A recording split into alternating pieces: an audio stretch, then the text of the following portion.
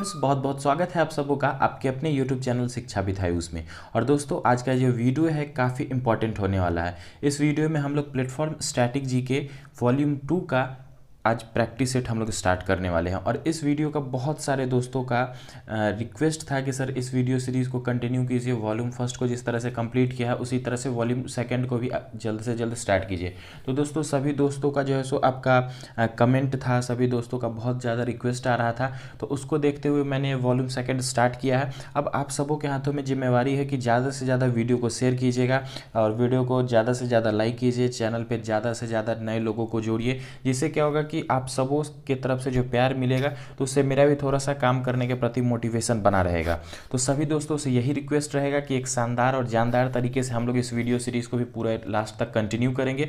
और सबसे पहले हम लोग स्टार्ट करते हैं इस बुक के रिव्यू से, ठीक है।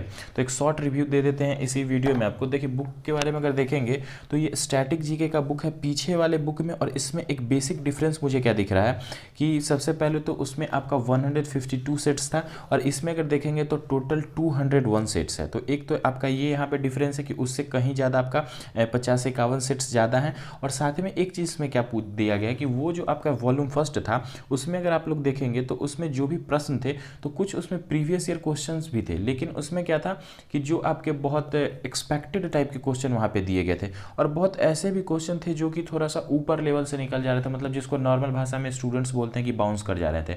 तो उस तरह के भी कुछ प्रश्न थे जो कि मुझे भी कई प्रश्न ऐसे लग रहे थे उस बुक में जो कि थोड़ा सा ऊपर से जा रहा है। वो प्रश्न मतलब उसके पूछे जाने की कोई संभावना ही दिख नहीं रही थी। और उस हिसाब से अगर देखेंगे तो वॉल्यूम सेकंड में क्या है आपका कि प्रीवियस ईयर का क्वेश्चन दिया गया, ठीक है। स्टैटिक जीके के, रेलवे के साथ साथ आपके एसएससी भी, ठीक है। ये जो बुक है वॉल्यूम सेकंड है, ये आपका सिर्फ रेलवे के लिए तो स्पेशल है ही, साथ में ये क्या है, इसका जब आप लोग टाइटल देखेंगे तो उसमें साफ साफ लिखा गया कि टीसीएस द्वारा स्टैटिक जीके से पूछे गए वस्तुनिष्ठ प्रश्नों का संग्रह। मतलब देखिए, टीसीएस ऐसा तो है नहीं कि सिर्फ रेलवे का एग्जाम कंडक्ट करवाती है। टीसीएस के बारे में देखेंगे तो टीसीएस जो है सो आपका एसएससी का भी एग्जाम कंडक्ट करवाती है। आपका देखेंगे तो बैंकिंग के भी एग्जाम कंडक्ट करवाती है, रेलवे भी कंडक्ट करवाती है, बहुत सारे एग्जाम है जिसको टीसीएस कंडक्ट करवाती है। तो टीसीएस बेस्ड जो है सो ये आपका बुक है और काफ़ी इंपॉर्टेंट होने वाला है। तो एसएससी के भी जो भी स्टूडेंट है उन सबों तक भी इस वीडियो को पहुंचाइएगा, तो काफ़ी जो है सो आपका इंटरेस्टिंग तरीके से इसका भी वीडियो आप सबों के सामने आएगा। और वॉल्यूम ये सेकंड है, फर्स्ट वॉल्यूम नहीं देखे अभी तक तो उसको भी आप लोग जरूर देखिएगा। आई बटन पे आप लोग को उसका भी लिंक आप लोग को दिख जाएगा। और ये बुक की अगर कॉस्ट की बात करेंगे तो कॉस्ट जो है आपका ज़्यादा नहीं, 75 रुपीज़ है। दो तरीका है पढ़ने का, मैंने उसमें भी बताया था। या तो आप लोग बुक ले लीजिए, 2-3 सेट 4 सेट जितना हो सके आप लोग डेली पढ़िए, और एक साथ जो है वीडियो के साथ जो है सो आप उसका प्रैक्टिस सेट लगाइए। वीडियो को पॉज करके फिर आप लोग अपने से उसको मार्क कीजिए, ये कर सकते हैं। या फिर अगर आप लोग बुक नहीं बाई कर सकते हैं तो आप लोग साथ में भी चल सकते हैं। तो ज़्यादा से ज़्यादा दोस्तों इस वीडियो को शेयर कीजिएगा। फर्स्ट पार्ट वीडियो होने वाला है और इस वीडियो में हम लोग प्रैक्टिस सेट नंबर 1 से लेके प्रैक्टिस सेट नंबर 3 मतलब 3 प्रैक्टिस सेट को कवर करेंगे। आगे बहुत सारे दोस्त 5 प्रैक्टिस सेट के लिए भी बोल रहे थे कि डेली 5 प्रैक्टिस सेट करवाइए। तो फिलहाल जो है सो अभी 2-3 वीडियो में हम लोग जो है सो 3-3 प्रैक्टिस सेट को ही लेके चलेंगे। आगे जो है सो आपका 5 या उससे भी ज़्यादा प्रैक्टिस सेट कराया जा सकता है, या फिर ये भी हो सकता है, मैंने ऐसा सोचा है कि 3-3 प्रैक्टिस सेट करके ना डेली 2 वीडियो डालूंगा, तो वो ज़्यादा सही रहेगा। तो वो भी हो सकता है, तो कंटिन्यू हो जाएगा। आप लोग चिंता मत कीजिएगा, जल्द से जल्द इस बुक को भी कंप्लीट करूंगा, ठीक है। तो बस आप लोग अपना प्यार बनाए रखिएगा। तो आइए हम लोग स्टार्ट करते हैं आज का प्रैक्टिस सेट।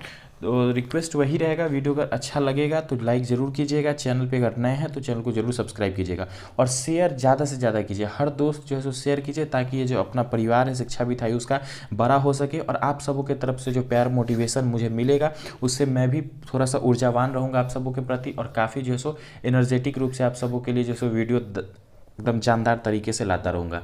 तो ये स्टार्ट करते हैं आज का पहला प्रैक्टिस सेट वॉल्यूम सेकंड, ठीक है। Static GK platform volume second का पहला प्रैक्टिस सेट है ये, ठीक है। फर्स्ट प्रैक्टिस सेट और फर्स्ट नंबर क्वेश्चन है, तो काफ़ी प्राउड मोमेंट है सभी दोस्तों के लिए। बहुत दिनों से सबों का इंतजार था। देखते हैं, बढ़ते हैं पहले प्रश्न की तरफ। पहला प्रश्न है कि महात्मा गांधी जी को भिखारी के बेस में महान आत्मा किसने कहा था। तो देखिए, गांधी जी के बारे में देख लीजिए, भिखारी के बेस में जो है महान आत्मा किसने कहा था, तो रविंद्रनाथ टैगोर, ठीक है। विंस्टन चर्चिल को देख के कंफ्यूज नहीं होना है, ठीक है। कहा क्या गया था, तो किस बात की संज्ञा दी गई थी, तो महान आत्मा की। तो महान आत्मा का संज्ञा दिया दिया गया था रविंद्रनाथ टैगोर ने। तो राइट आंसर यहाँ पे है option number B. Winston Churchill वाला जो थोड़ा ऑप्शन है उसको देख लेते हैं। विंस्टन चर्चिल ने गांधी जी को अर्धनंग फकीर, ठीक है, कि क्या बोला था, अर्धनंग फकीर कह के जो है सो उनको पुकारा था। तो विंस्टन चर्चिल ने किस नाम से बुलाया था, तो अर्धनंग फकीर। और भिखारी के भेष में महान आत्मा किसने कहा था, तो Rabindranath Tagore. Option number B यहाँ पे सही होगा। बढ़ते हैं अगले प्रश्न की तरफ। अगला प्रश्न है दूसरा कि कौन सी गर्म जलधारा है, ठीक है, कौन सी जो है सो गर्म जलधारा है। तो गर्म जलधारा की बात करेंगे तो आपके दिए गए ऑप्शंस में से अगर देखते हैं तो सबसे पहला होमबोल्ट की बात करेंगे तो होमबोल्ट तो आपका ठंडी जलधारा है। लेब्राडोर भी ठंडी जलधारा है। कैनेरी की बात करेंगे तो यह भी आपका जो है सो ठंडी जलधारा ही है। लेकिन अगर अलास्का धारा की बात करेंगे तो यह जो है सो आपका गर्म जलधारा और कहाँ, प्रशांत महासागर की यह जलधारा है। तो राइट आंसर क्या हो जाएगा, ऑप्शन नंबर डी। गर्म जलधारा कौन सा हो जाएगा, ऑप्शन नंबर डी, अलास्का धारा। एक इस वॉल्यूम में एक और ख़ास चीज़ ये है कि आपका अभी जो 2021 में जो एग्ज़ाम हो रहा है, ठीक है, एनटीपीसी का जो एग्ज़ाम हो रहा है, तो जब बुक पब्लिश हुआ था उससे पहले भी आपके 1-2 फेज कंप्लीट हुए थे। तो वहाँ से भी आपको प्रश्न देखने को मिलेंगे, ठीक है। नीचे कुछ प्रश्न आएंगे तो मैं उसमें आप लोग को जो है सो नोटिफाई कर दूंगा कि हाँ ये प्रश्न जो है सो आपके एनटीपीसी 2021 के हैं। आइए बढ़ते हैं अगले प्रश्न की तरफ। अगला प्रश्न है आपका कि वायसराय की कार्यकारी परिषद में शामिल होने वाले पहले भारतीय कौन थे। तो देखिए, वायसराय की कार्यकारी परिषद में शामिल होने वाले पहले जो भारतीय थे वह थे आपके सत्येंद्र प्रसाद सिन्हा। कौन हो जाएंगे, तो सत्येंद्र प्रसाद सिन्हा हो जाएंगे। राइट आंसर यहाँ पे ऑप्शन नंबर ए। अगला प्रश्न है कि प्रेस ट्रस्ट ऑफ इंडिया की स्थापना कब हुई थी। तो देखिए, प्रेस ट्रस्ट ऑफ इंडिया, ठीक है, पीटीआई फुल फॉर्म से भी प्रश्न पूछे जा रहे हैं तो ध्यान रखना है। पीटीआई क्या होता है, प्रेस ट्रस्ट ऑफ इंडिया। और पूछा जा रहा है कि इसकी स्थापना कब हुई थी। तो प्रेस ट्रस्ट ऑफ इंडिया जो है इसकी स्थापना हुई थी आपकी 20 अगस्त 1947 को। एक टर्म ध्यान रखिएगा कि पीटीआई से जो है सो आपका एक प्रश्न पूछा भी गया अभी तक, ठीक है। फर्स्ट फेज या सेकेंड फेज के एग्जाम में आपका पूछा गया था कि PTI press trust of India के चेयरमैन कौन है, तो वो आपके हो जाएंगे अभीक सरकार, ठीक है। ये प्रश्न जो है जिनका भी एग्जाम हुआ होगा या फिर जिन्होंने रिव्यू देखा होगा उन सबको पता होगा। ये प्रश्न आपका पूछा गया था कि प्रेस ट्रस्ट ऑफ इंडिया के चेयरमैन कौन है, तो वो हो जाएंगे आपके अभीक सरकार। अगला प्रश्न है आपका 5वां नंबर कि इंडियन लीग की स्थापना किसने की थी। तो देखिए, इंडियन लीग की अगर स्थापना की बात करेंगे तो इंडियन लीग की स्थापना किया था आपका शिशिर कुमार घोष ने, ठीक है। किसने किया था, तो शिशिर कुमार घोष ने। राइट आंसर यहाँ पे क्या होगा, ऑप्शन नंबर ए। आगे बढ़ेंगे, 6ठा नंबर प्रश्न है कि अंडमान निकोबार का राज्य पक्षी कौन सा है, ठीक है। तो ये प्रश्न आप लोग ध्यान रखिएगा, ये प्रश्न आपका क्या है, पूछा जा गया है, ठीक है। एनटीपीसी 2021 में यह प्रश्न पूछा गया कि अंडमान निकोबार जो द्वीप समूह है उसकी राज्य पक्षी कौन सी है। तो उसकी राज्य पक्षी आपकी कौन सी हो जाएगी, तो अंडमान वुड पिजन, ठीक है। कौन सा हो जाएगा, अंडमान वुड पिजन जो है सो उसका राइट आंसर हो जाएगा। साथ ही अगर अंडमान निकोबार की कैपिटल की बात करेंगे तो उसका कैपिटल आपका क्या हो जाएगा, पोर्ट ब्लेयर जो है सो इसका कैपिटल हो जाएगा, ठीक है। अंडमान निकोबार का कैपिटल क्या हो जाएगा, पोर्ट ब्लेयर हो जाएगा।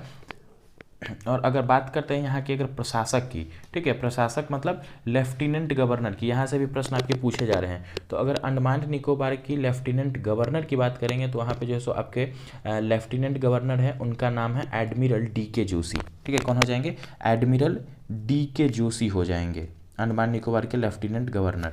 बढ़ते हैं अगले प्रश्न की तरफ। तो अगला प्रश्न है 7वां नंबर की पद्म पुरस्कार पाने वाली पहली ट्रांसजेंडर नर्तकी कौन थी।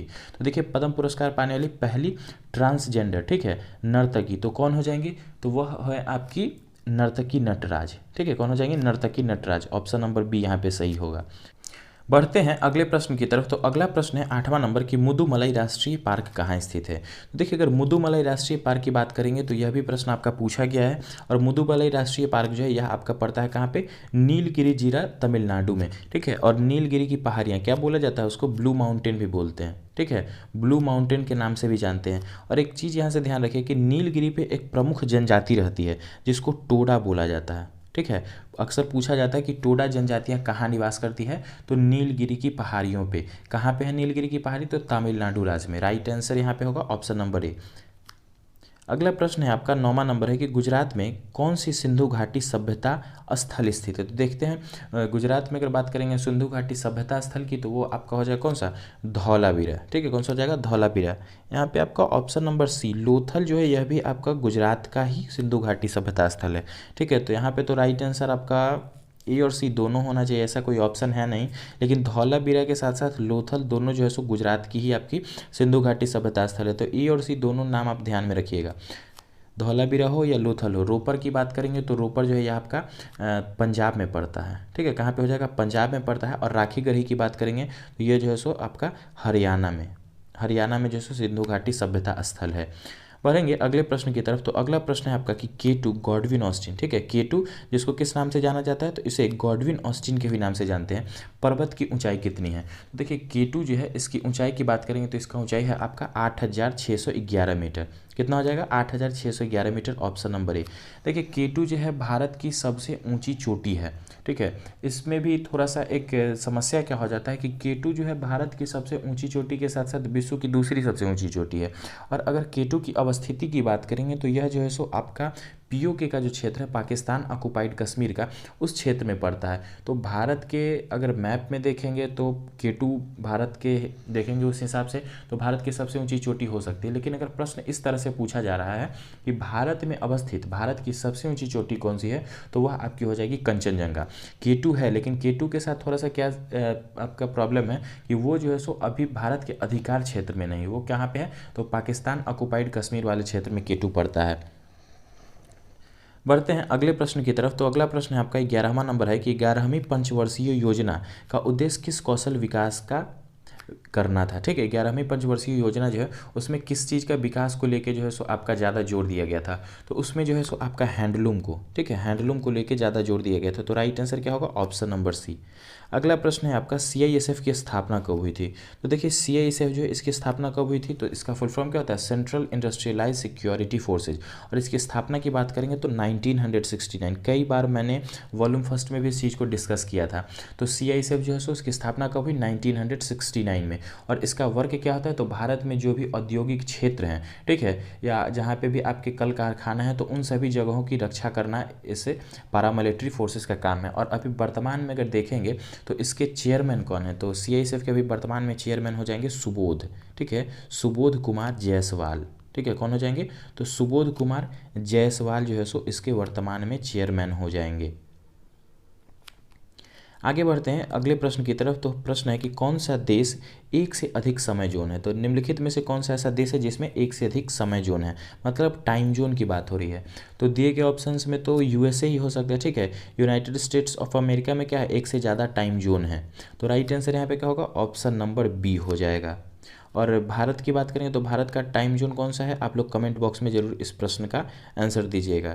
तो बढ़ते हैं अगले प्रश्न की तरफ। अगला प्रश्न है कि ईरान का पूर्वा नाम क्या था, ठीक है, मतलब ईरान का जो पहले नाम था वह कौन सा नाम था। तो ईरान को जो है सो पहले किस नाम से जानते थे, तो पर्सिया के नाम से, ठीक है, ईरान को पहले पर्सिया के नाम से जाना जाता था। तो राइट आंसर यहाँ पे ऑप्शन नंबर ए। अगला प्रश्न है 15वां नंबर है कि टेरिलीन, ठीक है, टेरिलीन किसका प्रकार है। तो टेरिलीन की बात करेंगे तो टेरिलीन जो है यह आपका पॉलिस्टर का एक टाइप है, ठीक है, किसका टाइप है, तो पॉलिस्टर का एक टाइप है। राइट आंसर ऑप्शन नंबर सी।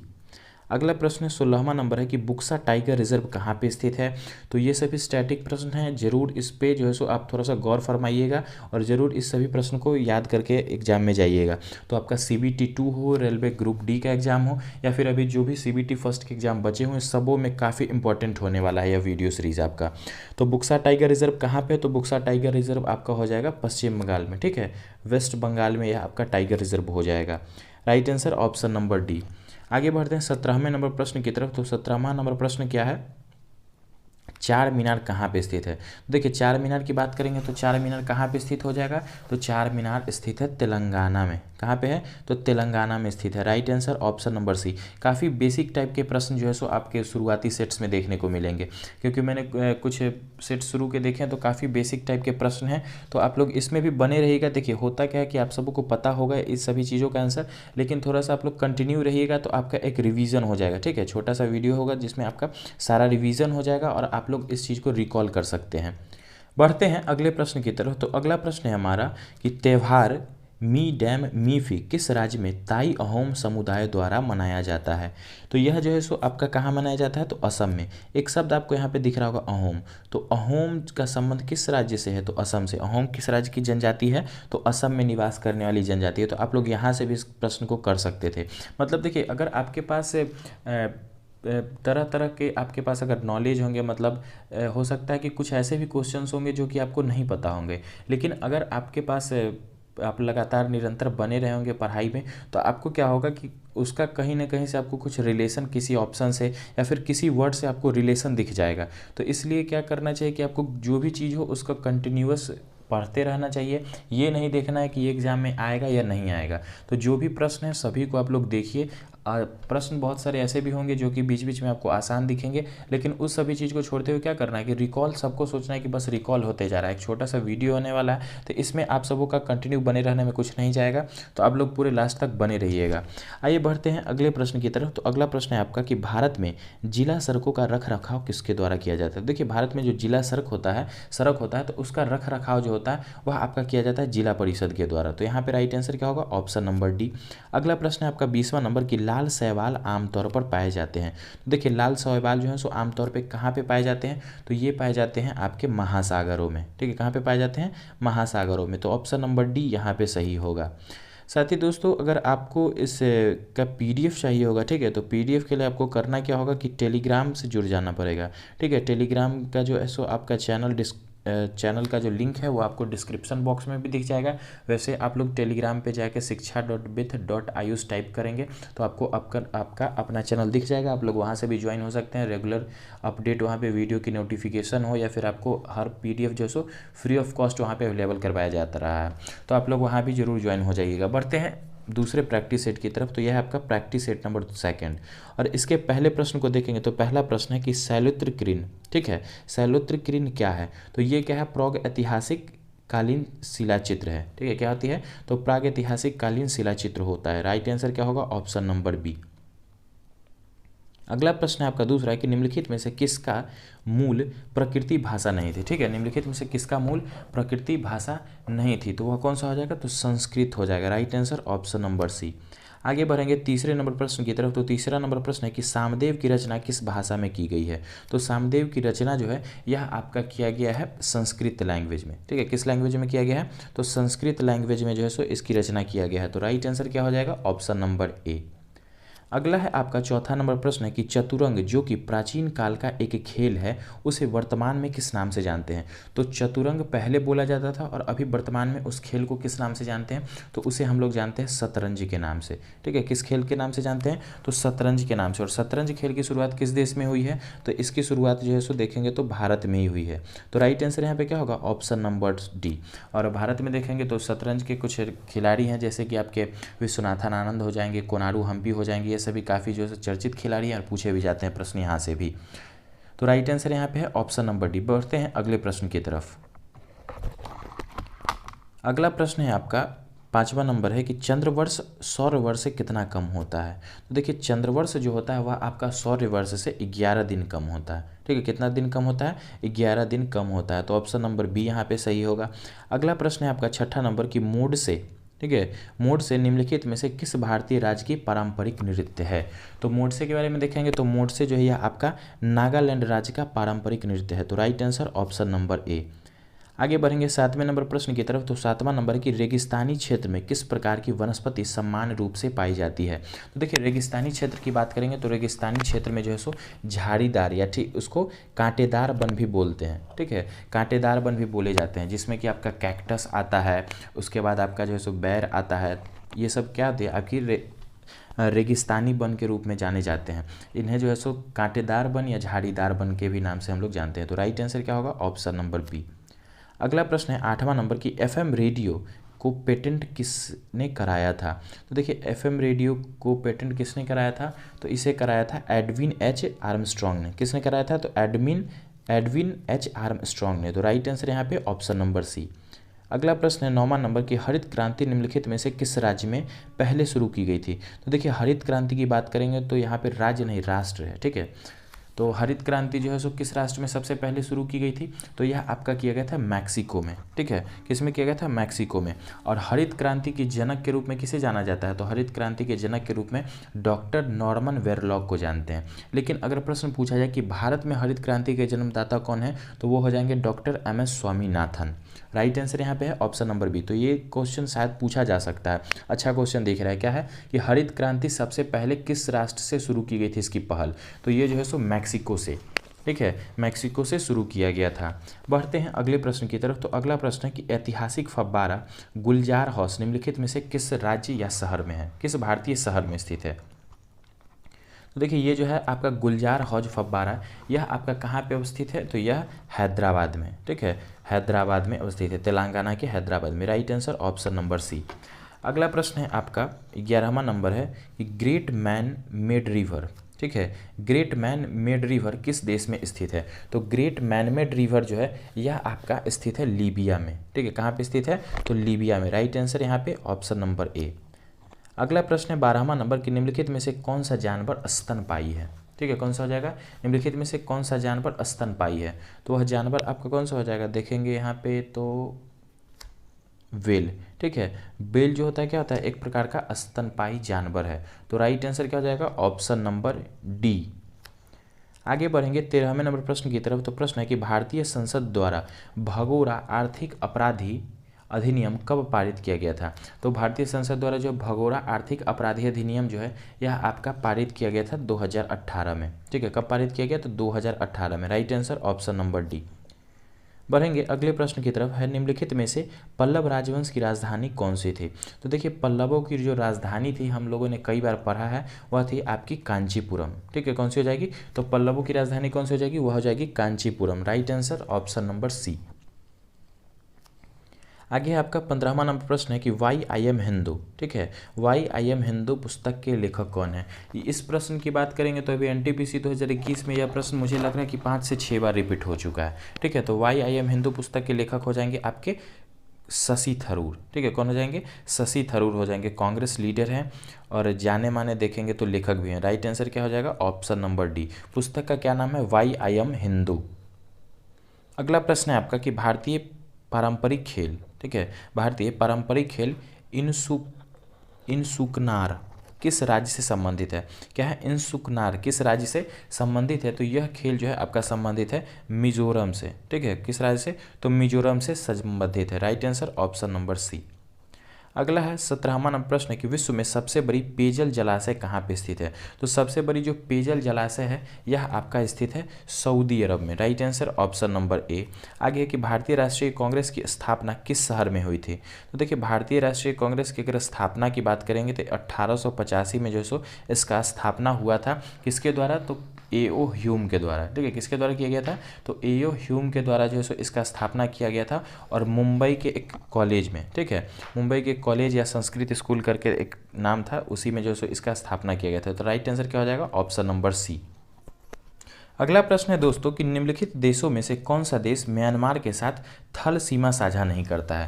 तो देखिए म्यांमार की अगर बात करेंगे तो म्यांमार के साथ कौन सा देश होगा जो थल सीमा साझा नहीं करता है। तो बांग्लादेश की बात करेंगे तो यहाँ पे आपका नॉर्थ ईस्ट वाला जो एरिया है भारत का, तो यहाँ से देखिएगा तो आपका नीचे यहाँ पे इस साइड में यहाँ पे कुछ करके बांग्लादेश है, तो ये आपका इधर से म्यांमार से सीमा साझा करता है। म्यांमार यहाँ पे है भारत के इस वाले छोर पे, मतलब पूर्वी छोर पे, और भारत भी यहाँ से सीमा साझा करता है।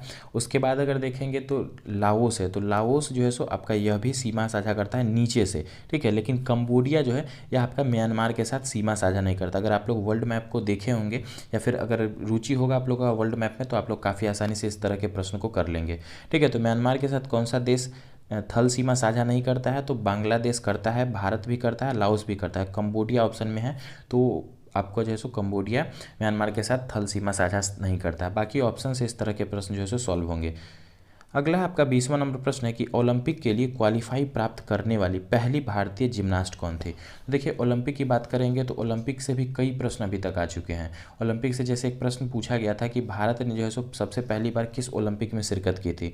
तो भारत ने सबसे पहले 1920 में जो ओलंपिक हुआ था उसमें जो है सो आपका सबसे पहले भाग लिया था। और एक यह भी प्रश्न आपका अभी तक पूछा गया कि भारत ने हॉकी में जो है सो कब आपका जो है सो पदक जीता है, तो लास्ट पदक कब जीता था। तो 1980 में जो है सो आपका भारतीय हॉकी टीम ने ओलंपिक में पदक जीता था। तो राइट आंसर क्या हो जाएगा, प्रश्न तो हम लोगों ने देखा ही नहीं। प्रश्न है कि ओलंपिक के लिए क्वालिफाई प्राप्त करने वाली पहली भारतीय जिम्नास्ट कौन है। तो देखिए ओलंपिक के लिए क्वालिफाई प्राप्त करने वाली पहली भारतीय जिम्नास्ट की बात करेंगे तो वह हो जाएंगी आपकी दीपा करमारकर। कौन हो जाएंगी, दीपा करमारकर। तो ऑप्शन नंबर सी यहाँ पे सही होगा। बढ़ते हैं अगले प्रैक्टिस सेट की तरफ जो है हमारा प्रैक्टिस सेट नंबर 3। तो पहला प्रश्न है कि सौर ऊर्जा का सबसे बड़ा यौगिकीकरण इनमें से कौन करता है। देखिए, तो सौर ऊर्जा का सबसे बड़ा यौगिकीकरण जो है सो किसके द्वारा किया जाता है, तो हरे पौधों के द्वारा। ठीक है, हरे पौधों के द्वारा। Right answer option number D. अगला है दूसरा नंबर प्रश्न है कि रग्बी फुटबॉल के में प्रत्येक पक्ष में खिलाड़ियों की संख्या कितनी होती है। तो देखिए, रग्बी फुटबॉल में जो खिलाड़ियों की संख्या होती है वो सबसे ज़्यादा संख्या होती है किसी भी खेल में। ठीक है, तो किसी भी खेल में सबसे अधिक खिलाड़ियों की संख्या एक टीम में जो होती है वह रग्बी फुटबॉल में होती है। और कुल कितने खिलाड़ी होते हैं, तो 15 खिलाड़ी होते हैं एक टीम में। राइट आंसर यहाँ पे क्या होगा, ऑप्शन नंबर ए। बढ़ते हैं अगले प्रश्न की तरफ। तो अगला प्रश्न है आपका कि दरवाज़ा बंद अभियान, ठीक है, दरवाज़ा बंद अभियान के ब्रांड एम्बेसडर इनमें से कौन है। तो देखिए, अमिताभ बच्चन हो जाएंगे। ठीक है, दरवाज़ा बंद अभियान जो है यह आपका स्वच्छ भारत मिशन के अंतर्गत ही एक अभियान था, जिसमें कि आपका जो बाथरूम वगैरह है उससे रिलेटेड जो है ये आपका अभियान था। ठीक है, तो इसके ब्रांड एम्बेसडर की बात करेंगे तो इसके ब्रांड एम्बेसडर हो जाएंगे कौन, अमिताभ बच्चन। राइट आंसर यहाँ पे ऑप्शन नंबर सी। अगला प्रश्न है आपका चौथा नंबर की ट्रायोड बल्ब का आविष्कार किसने किया था। तो देखिए, ट्रायोड बल्ब जो है इसका आविष्कार किसने किया था, तो इसका आविष्कार किया गया था लीडी फॉरेस्ट के द्वारा। किसके द्वारा, तो लीडी फॉरेस्ट के द्वारा। ऑप्शन नंबर डी यहाँ पे सही होगा। बढ़ेंगे अगले प्रश्न की तरफ। तो अगला प्रश्न है पांचवा कि कांगड़ा चित्रकला शैली का संबंध किस राज्य से है। तो देखिए, कांगड़ा चित्रकला शैली की बात करेंगे, यह आपका हिमाचल प्रदेश से संबंधित चित्र शैली है। ठीक है, कांगड़ा चित्र शैली किससे संबंधित है, तो हिमाचल प्रदेश से संबंधित चित्र शैली है। राइट आंसर क्या हो जाएगा यहाँ पे, ऑप्शन नंबर बी। ठीक है, ऑप्शन नंबर बी। साथ ही कांगड़ा शब्द ध्यान आ गया तो एक चीज़ यहाँ से देख लीजिए कि कांगड़ा जिला के पास ही जो है ना आपका एक रोहतांग दर्रा है और वहीं से आपकी रावी नदी निकलती है। ठीक है, तो रावी नदी कहाँ से निकलती है, तो कांगड़ा जिले के पास रोहतांग दर्रे से रावी नदी का उद्गम स्थल होता है, मतलब उद्गम होता है वहीं से।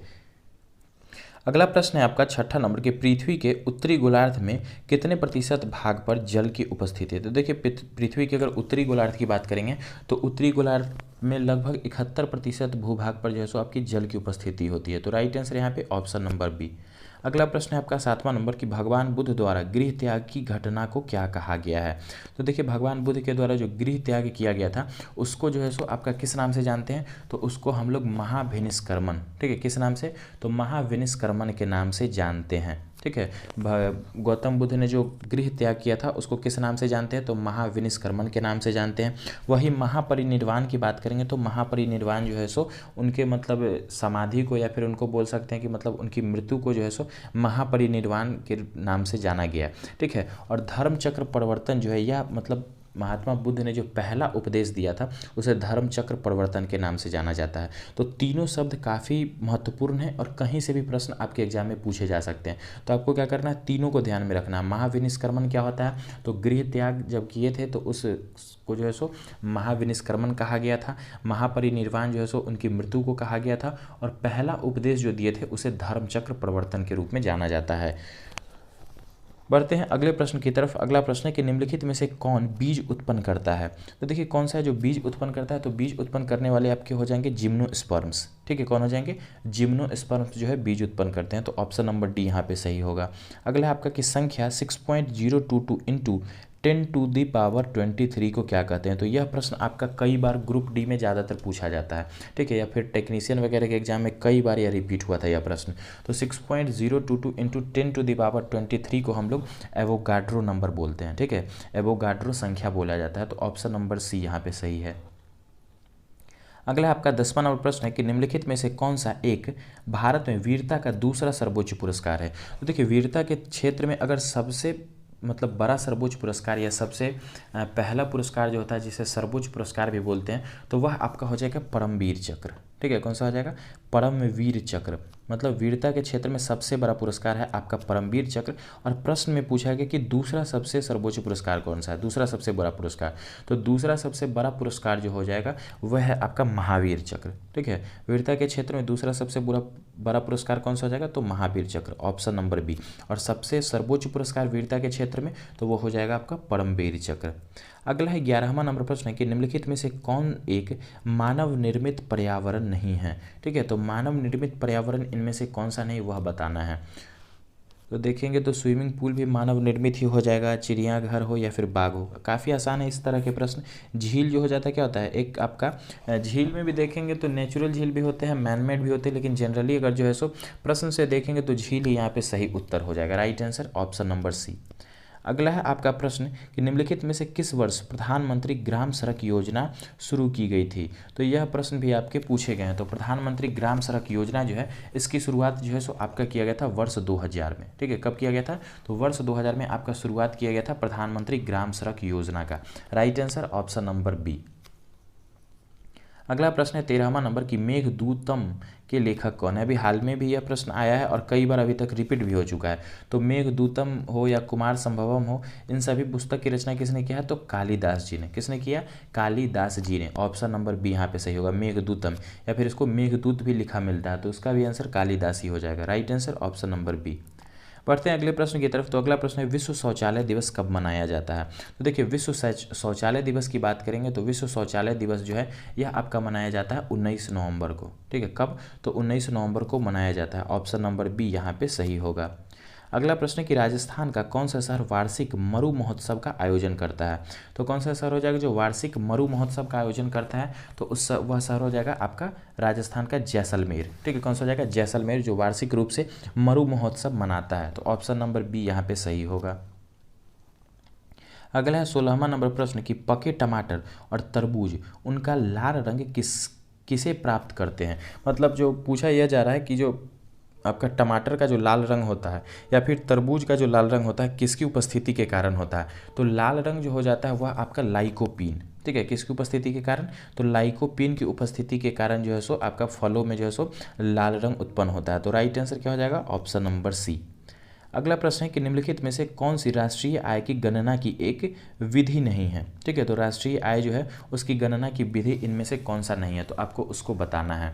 तो आय विधि भी हो जाएगा, उत्पाद व्यय विधि भी, प्रशंसा विधि। ठीक है, प्रशंसा विधि जो हो जाएगा यह आपके राष्ट्रीय आय की गणना का मतलब इस तरह का कोई आपका टर्म नहीं है। तो राइट आंसर क्या हो जाएगा, ऑप्शन नंबर डी। अगला है आपका 18वां नंबर प्रश्न है कि ह्यूमस, ठीक है, ह्यूमस खाद्य मिट्टी भूमि की किस परत का हिस्सा है। तो ह्यूमस की बात करेंगे तो यह जो है सो आपका ऊपर की परत को बोला जाता है। Right answer option number C. अगला है 19वां नंबर प्रश्न है कि निम्नलिखित खेलों में से कौन सा खेल ग्रीष्मकालीन ओलंपिक में शामिल नहीं है। तो कौन सा खेल हो जाएगा जो ग्रीष्मकालीन ओलंपिक में शामिल नहीं होता है, तो वह है आपका स्क्वैश। ठीक है, कौन सा खेल हो जाएगा, स्क्वैश। राइट आंसर यहाँ पे ऑप्शन नंबर बी। नेक्स्ट है दोस्तों इस वीडियो का लास्ट प्रश्न है और प्रैक्टिस सेट का भी कि निम्नलिखित में से कौन सा एम्फीबियन उभयचर नहीं है। ठीक है, तो जो उभयचर नहीं है आपको उनके बारे में बताना है। तो देखेंगे तो आपका कछुआ जो हो जाएगा यह आपका उभयचर नहीं है। बाकी मेढक हो, टोड हो या सैलेमेंडर हो, तीनों जो है सो आपके उभयचर ही हैं, एम्फीबियन है। Right answer option number B. तो दोस्तों इस तरह से जो है सो आपका आज का प्रैक्टिस सेट कंप्लीट होता है। आशा करते हैं कि वीडियो सभी दोस्तों को काफ़ी पसंद आया होगा। रिक्वेस्ट फिर से वही रहेगा, ज़्यादा से ज़्यादा वीडियो को शेयर कीजिए, सभी दोस्तों तक पहुंचाइए और ज़्यादा से ज़्यादा लोग को अपने साथ जोड़िए और इस परिवार को बड़ा बनाने में सभी लोग अपना अहम योगदान दीजिए। तो मिलते हैं फिर नेक्स्ट वीडियो में, तब तक के लिए जय हिंद, धन्यवाद।